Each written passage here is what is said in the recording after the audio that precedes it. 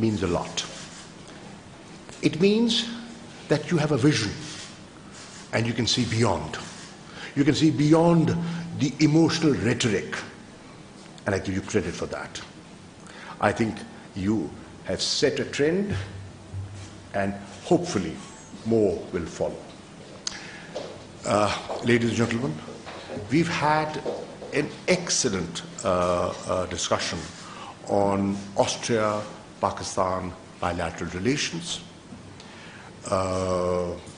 We've charted a way forward.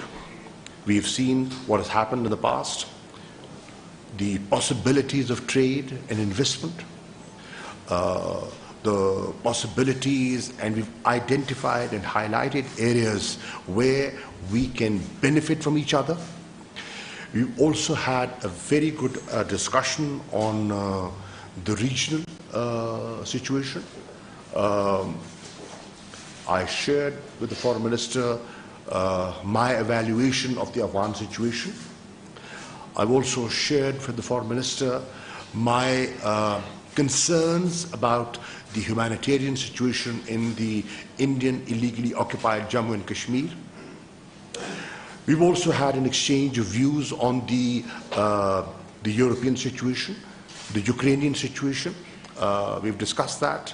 The Foreign Minister has brought with him a delegation of Austrian businessmen.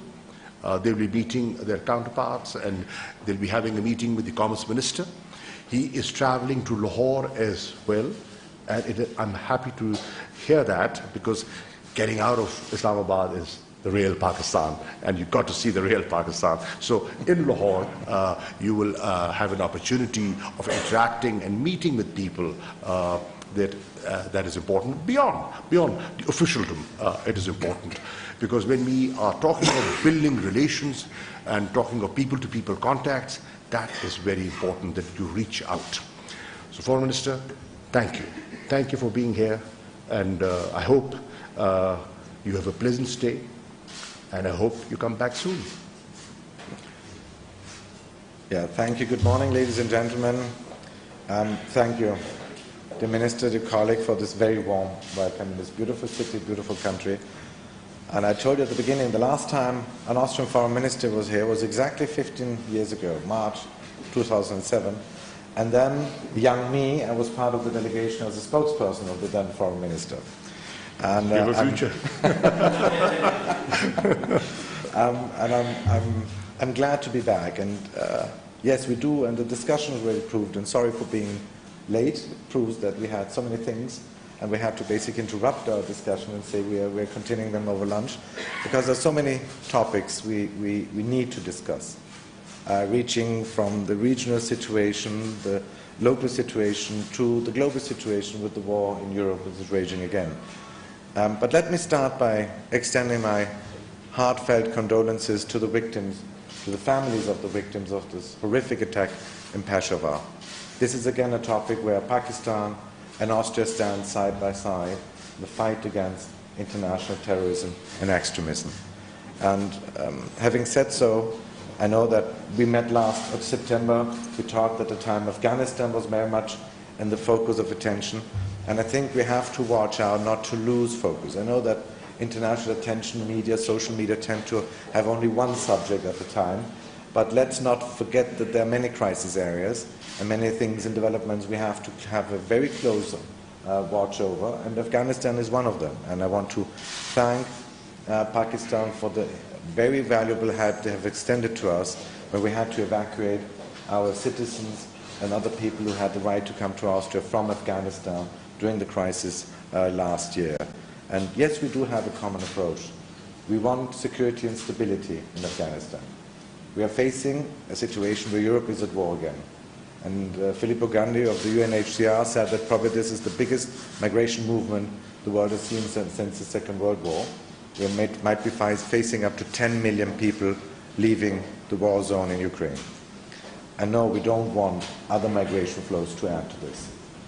And yes, we want to work on the Taliban, that we have a situation there where the people see at least some sort of perspective within the country. And the neighboring region are very important there. And also, if I may say, and I'm very thankful for that, Islamic countries as such. The OIC, where Pakistan is going to host again a conference, and is a very active part, I believe they have a very important role to play as examples for the Taliban in Afghanistan. And as you said, I'm here with up to nearly 20 people representing business in Austria, including the Vice President of the Chamber of Commerce. What we're seeing now in Europe is an earthquake, and tectonic plates are moving. And this will be a very heavy price, especially for Austria economically. But at the same time, we have to look for new markets too. And I believe Pakistan, South Asia there might be possibilities. And yes, the EU is the most important trading partner. Hydrogen power, tourism, infrastructure, green technology. In all of these areas, Austrian companies are world leaders. And they're looking into the possibilities to extend our business ties. And I believe that is very important to us, because what we're experiencing, the shockwaves of what we're experiencing, the war, the attack of Russia on Ukraine, this shockwave will be felt around the globe. This is not a European war. And I believe that we all have to be aware that what is happening there is a blatant attack on the international rules-based order we have built up together after the Second World War and after the fall of the Iron Curtain. And we have to watch out that the new world order, which might be developing, that it is still a rules-based order. The world will be more confrontational, and I believe no country can be indifferent to that. Thank you very much for the warm welcome, and I'm looking forward to continuing our discussion over lunch. Thank you. We are already running late, but maybe we'll have the time for one or two questions. Maybe one from either side. Please start. David. Thank you. David Kriegleder, Austrian Public Radio. Your Excellency, Pakistan has stressed the importance of de-escalation in Ukraine, yet many Western countries, including Austria, seem to be disappointed that there hasn't been more clear language condemning the Russian aggression. Also, Pakistan abstained at the vote condemning the Russian aggression at the UN General Assembly. Please help me understand, why is it so hard for Pakistan to find like a clearer voice here, especially given the fact that territorial integrity is an important issue for Pakistan, and given the aspect that Pakistan and Ukraine have important economic ties? Thank you. You've correctly pointed out that Pakistan and Ukraine have good bilateral relations and good ties.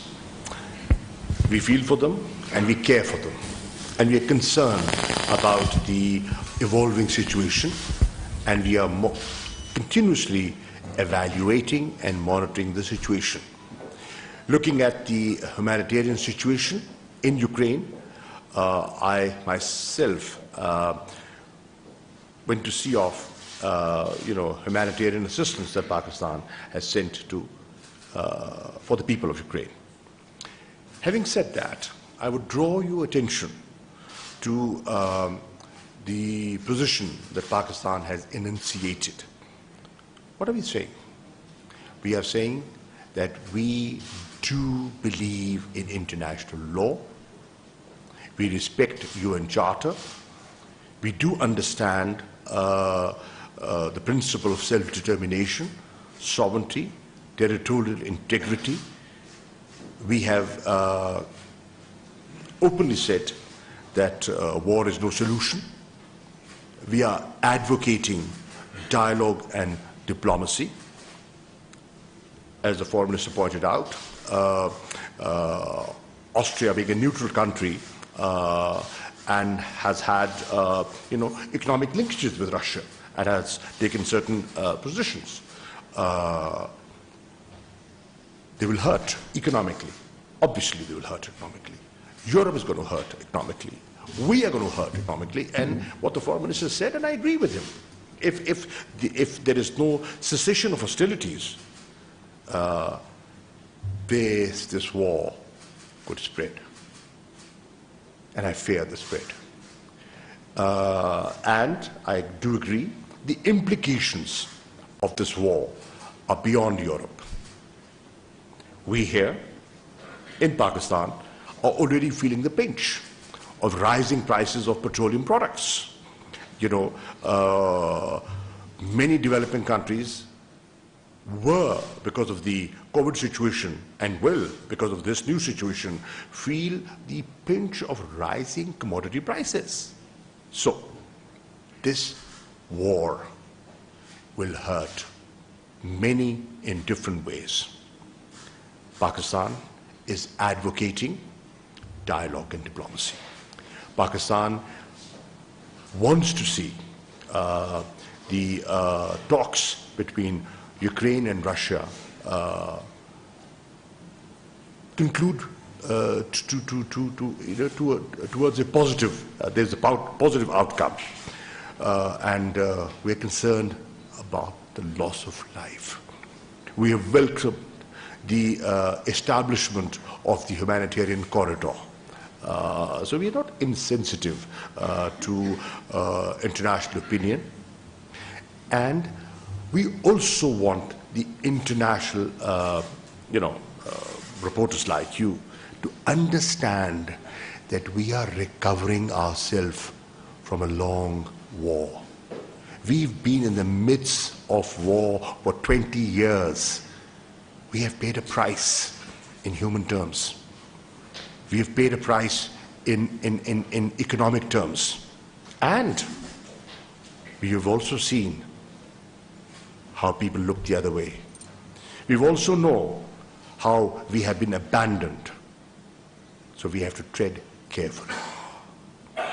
Thank you.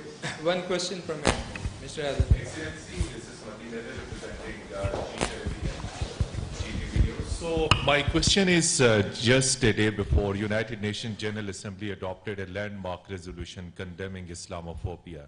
And it was among other states, so I see it was also initiative of Pakistan.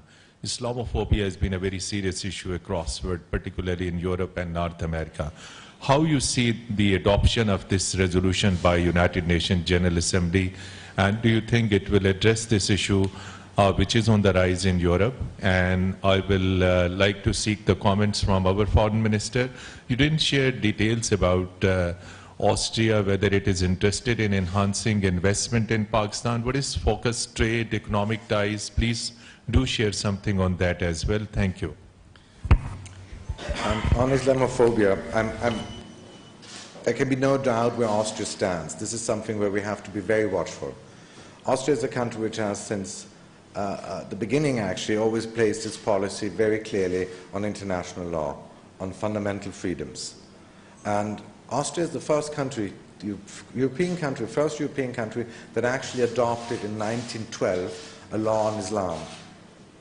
And in the Austrian army, what people forget, even before the First World War, we always had a Protestant priest, a Catholic priest, and an imam. So Islam was part. Why? Because Bosnia-Herzegovina was part of the Austrian-Hungarian Empire. So this was part of our reality. And there are movements, yes, there are situations in Europe, and we have to be very watchful, because on the one side, religion is often abused for political means, which creates on the other side intolerance based again on religious adherence of individual persons. And this is something where the UN Charter is very clear, where the fundamental, all the rules and laws we have are very clear. Nobody should be discriminated because of his race, his political opinion, or his religious adherence. And this is for us a red line we will never cross, and that's why I'm happy that at the UN there's a very strong position on that point too. Let me begin by saying that I'm grateful to the Prime Minister for having acknowledged publicly, in a public